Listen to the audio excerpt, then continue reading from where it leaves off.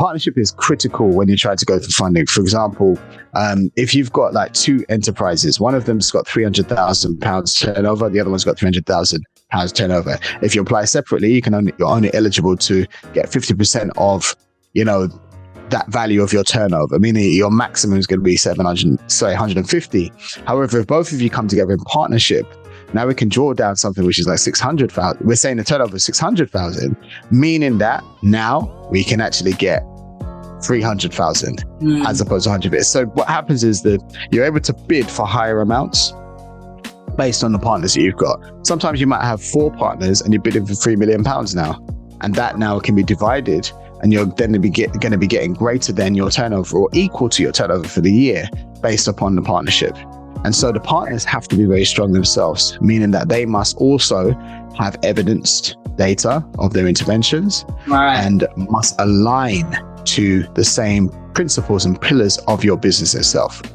And once you begin to operate like that, that is when you'll begin to expand and move your grants from like the 50 grants to the over £100,000 type of grants that you can get, or even higher where you're bidding for, 750,000 or up to $1 million or more than $1 million. Obviously, I met you at the Catch Black History pitch competition. So I didn't see your impassioned pitch, and I'm glad that you did win one of the awards. That was really good. I just thought it would just be interesting to just get to know your story a bit more. I know you did pitch at the event, but just for other people who may not know about the Safety Box, what you do, sort of why you do it. Yeah, guys. Hi, listeners. My name is Nathaniel Peat. I'm the founder of the Safety Box. The Safety Box was born out of the great need to proactively address all the growing concerns of antisocial behavior, violence, low self-esteem in young people, bullying, gang violence in particular, knife crime, gun crime, drugs, young people being excluded, girls that have been exploited through sexual exploitation, underage, as well as women that have experienced levels of domestic violence and abuse from violent partners. And we effectively have a range of accredited programs that support these groups, such as those in school, with one of our flagship programs, the Aspire Higher program, which is an accredited personal development and violence reduction program.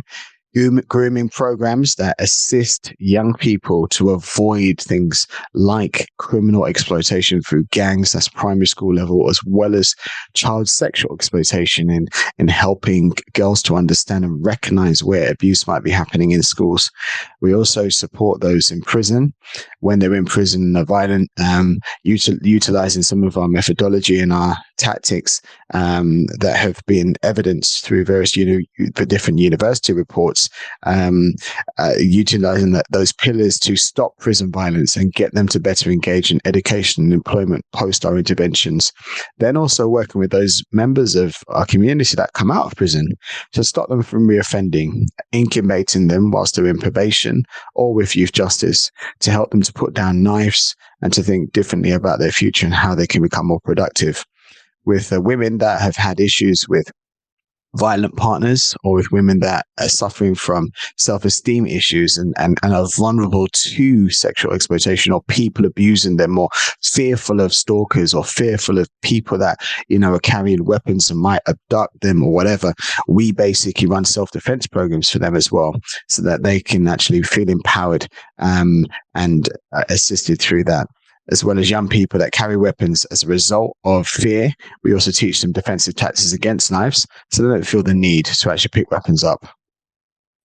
So understanding that whole process of someone believing in me, and someone, despite me growing up in an area of inner city communities, whereby in Tottenham, Wood Green, and all these areas surrounding Tottenham at the time, where there was so much gang catney, so much gang violence and different things that were happening. Broadwater Farm, in these inner city communities of London, experiencing and having a cognizant understanding of what it's like growing up in those areas with the pressures. And when you have a born leadership type of profile going into a school, the teachers don't understand why you're boisterous. The teachers can't teach you because they're not engaging you enough, and even having neurodiverse conditions, not knowing how to handle neurodiverse conditions, and consequently pushing them down and pushing them out and and expelling them and doing all that stuff because they're not able to know how to develop them and their characters. I thought, you know what, I need to do something that's going to help these young people because there is so much potential that's in their mind.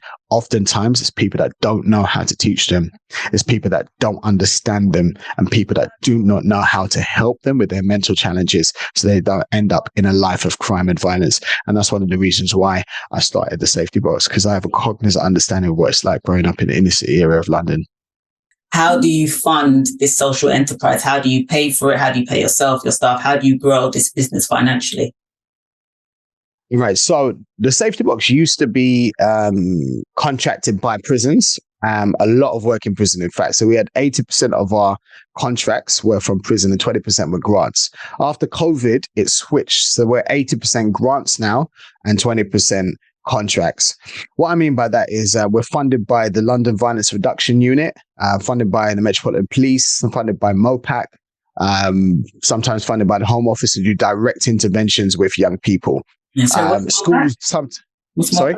What's MOPAC? MOPAC is the Mayor's Office for Police and Crime. Okay. And so, so we're funded through these types of organizations, as well as contracted on smaller contracts from schools to deliver interventions and to do stuff like that as well. But 80% of our stuff is actually funded through grants. So within a grant, we'll have costs which are allocated for staff costs, for paying salaries, for running costs and so forth.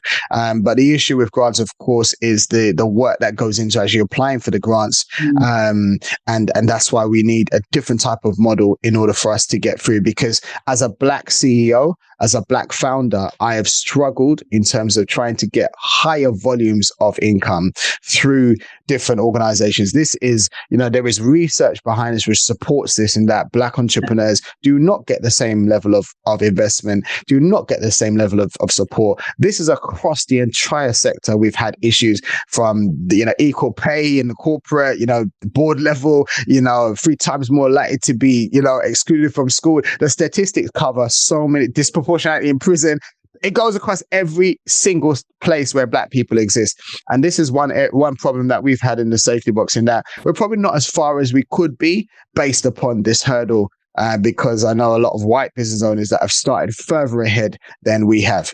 Well, just going back to that, Nathaniel, because you've worked with a lot of people and been commissioned by the Home Office. So, and you have testimonials that the Safety Box works. So why is it still difficult to get funding? Like, you've got the proof that, this works. The children say it works. So why is it still difficult to get grants or any other type of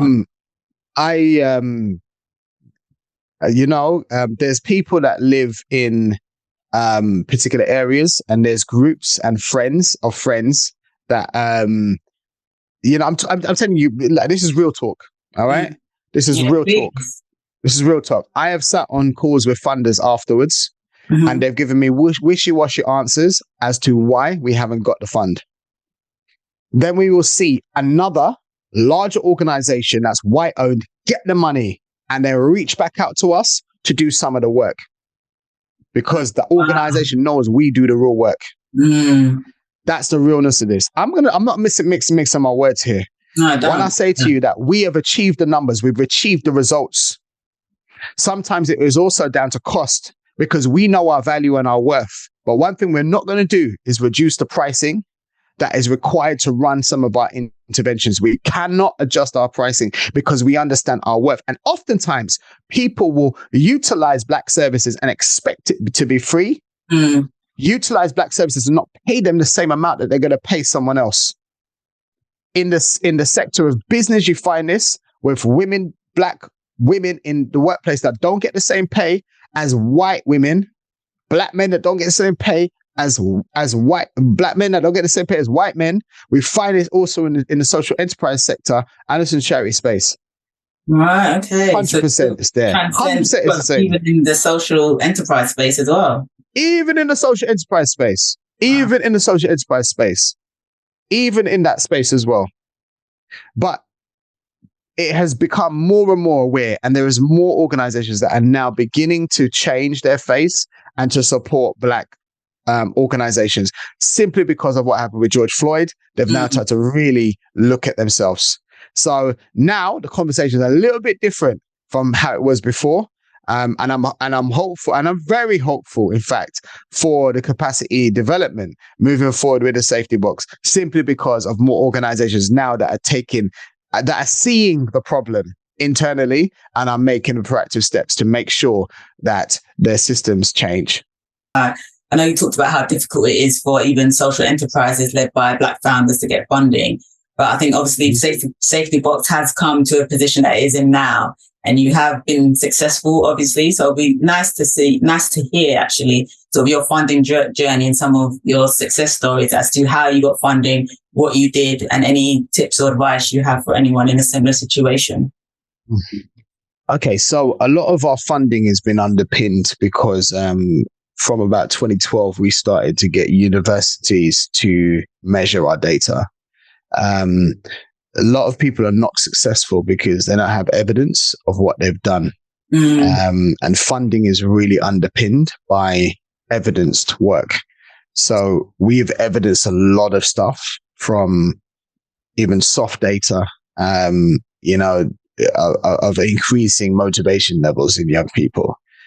Even, hard data, which is reducing the amount of fights, let's say in prison, or reducing the amount of arrests that a young person has got because of possession of a bladed article or drugs. And so because we've got hard data, which is attached to this in case studies and write-ups, that's enabled us to ensure that we can secure bigger funds. Working in partnership has also been a key thing. So, for example, we partnered with the prison one time, whereby we managed to pull down a grant into the prison as a result of that partnership. Applying for funding to the MOJ and various different organizations, again, government bodies, collectively partners. As a partnership, we've managed to get into different types of relationships, partnering with other social enterprises, other charities to get a bigger pot of the funding.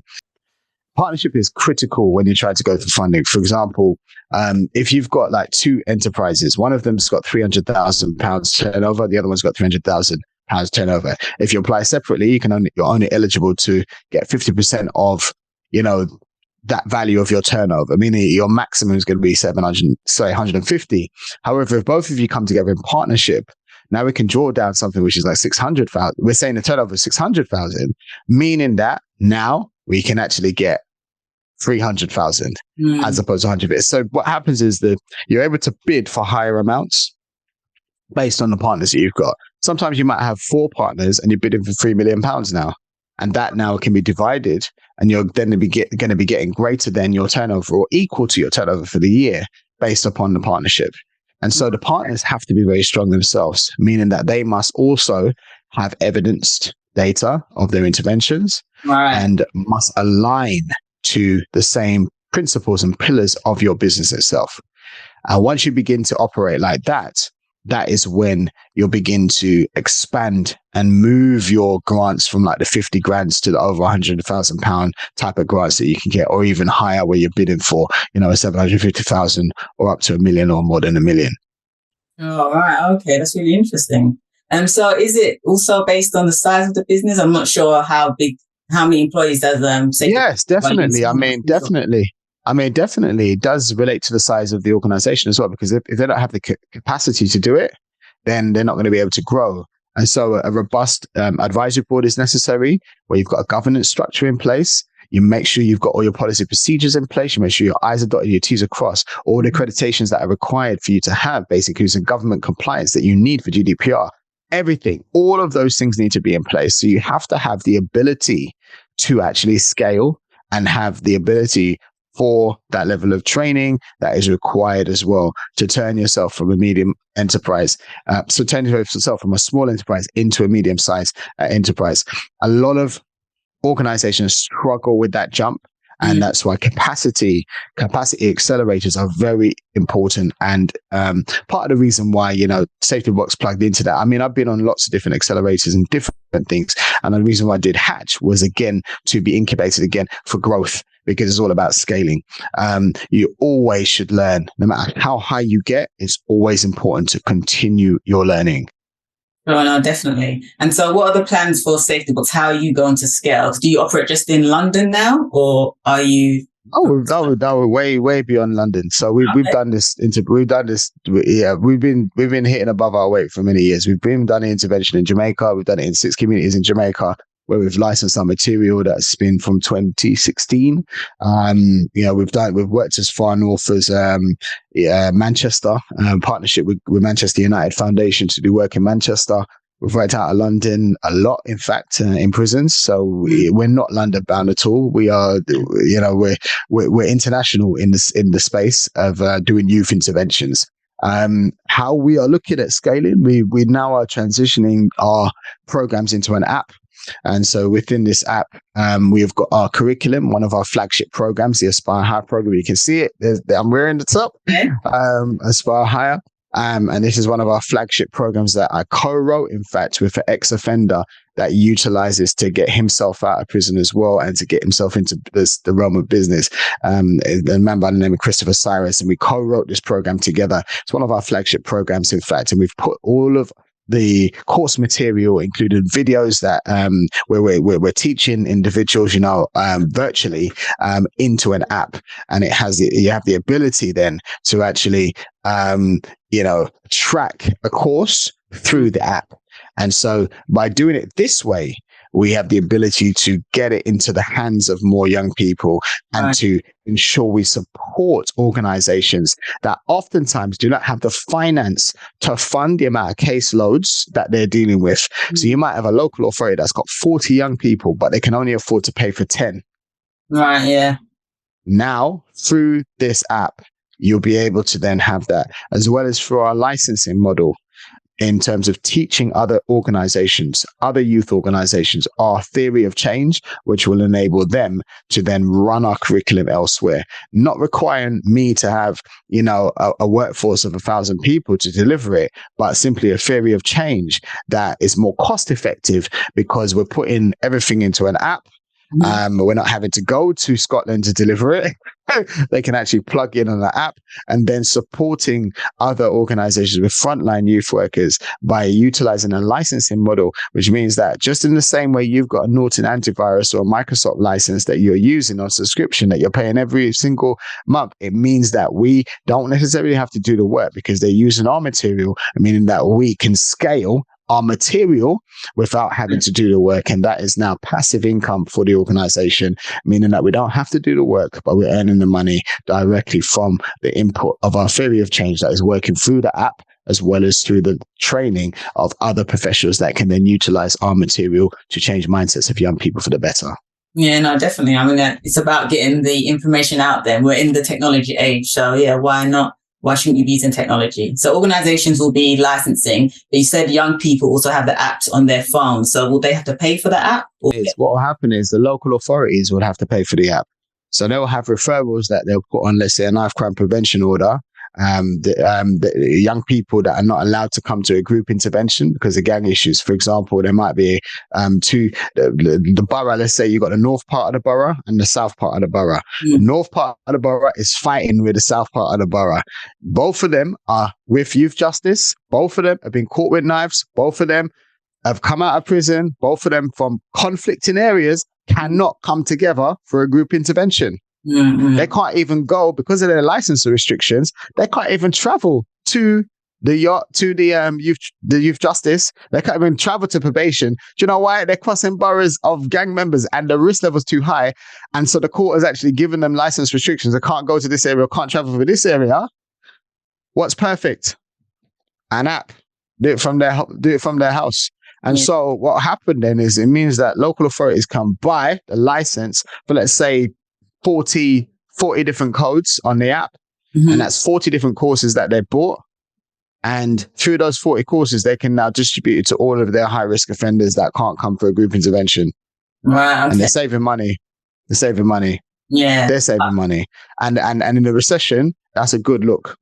Yeah, no, definitely. Of course it is. But just saying, I mean, there's one thing about giving someone an app, but how can you make sure that that person is actually going to go on there and do the work, do the courses if there isn't someone around them checking that they're actually doing it?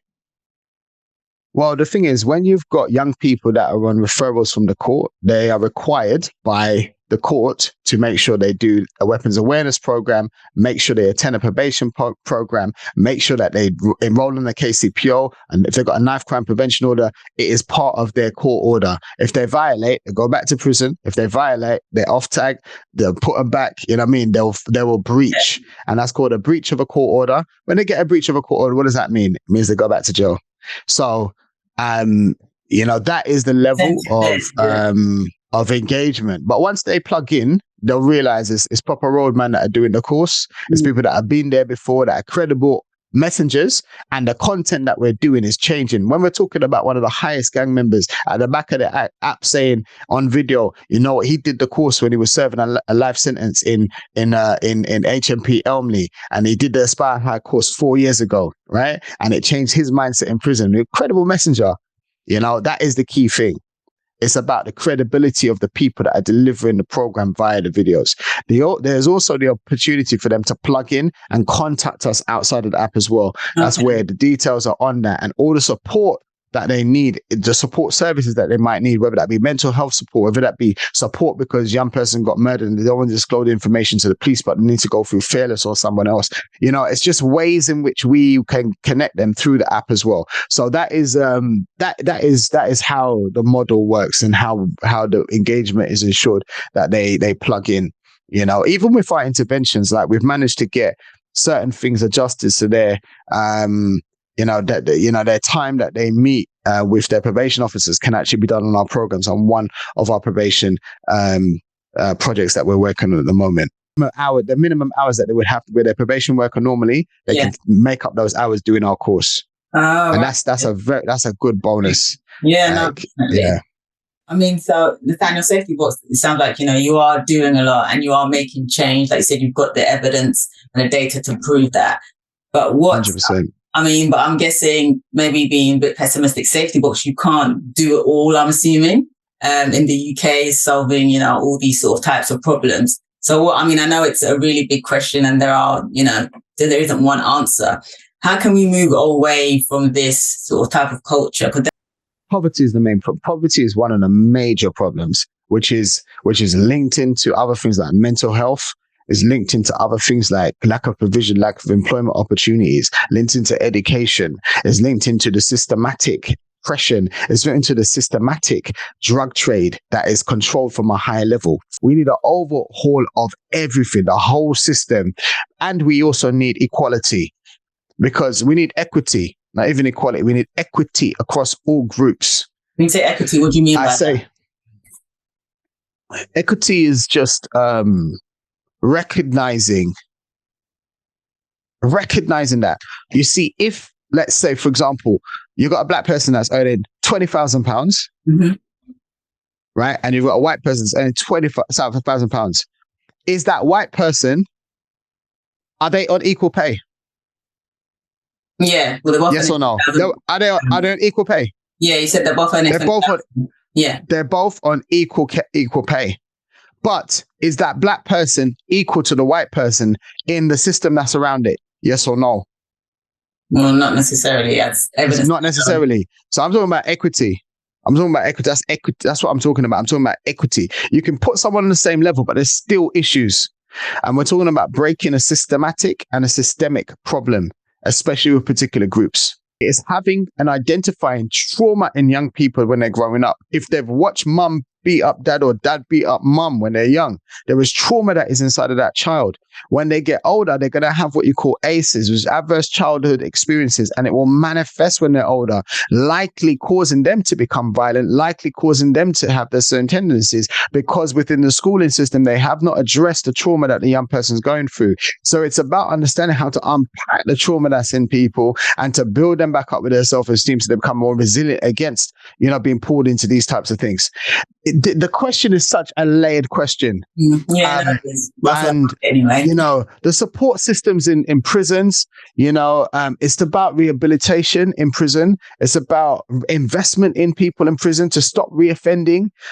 It's to support them when they come out of prison.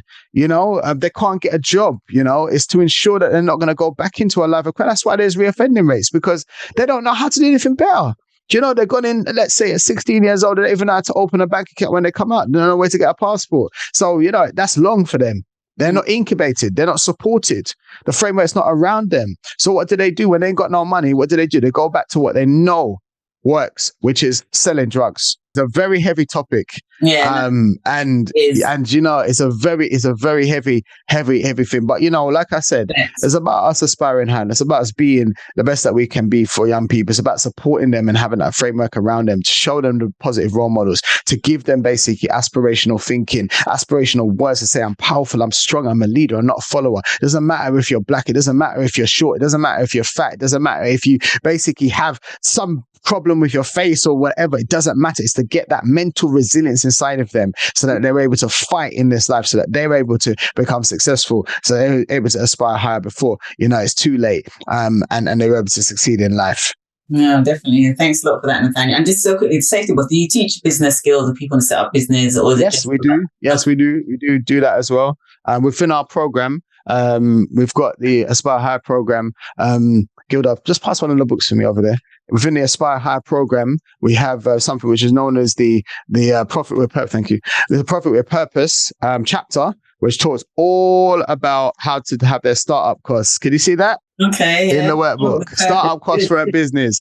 Yeah, it's called Profit with Purpose. So in this section here, you can't read it. You might be able to read it, but in that section, it's back to front. But it says, these are the sections to write in the business plan: executive summary, company description, your products and services, market analysis, strategy, implementation, organization and management team, financial plan and projections. So we talk about all the steps. Write your idea down, create a design, sketch your mock-up business idea, develop your skill level, get a book and read it and make notes. That's upskilling their mind. Ask people to see if it's a good idea. That's market research. Research where you can get help to start once you have a chance. Write a business plan, then go and get investment and go and get a grant, because you're young and people give young people money. So that's it. Real talk, real steps, real talk and real steps. The problem is people are not shown how to do it. Yeah. Yeah, no, but thanks a lot, Nathaniel, for your time. It's been a great conversation. So just let people know where they can find your safety box, what social are you on, or website and all of that good stuff.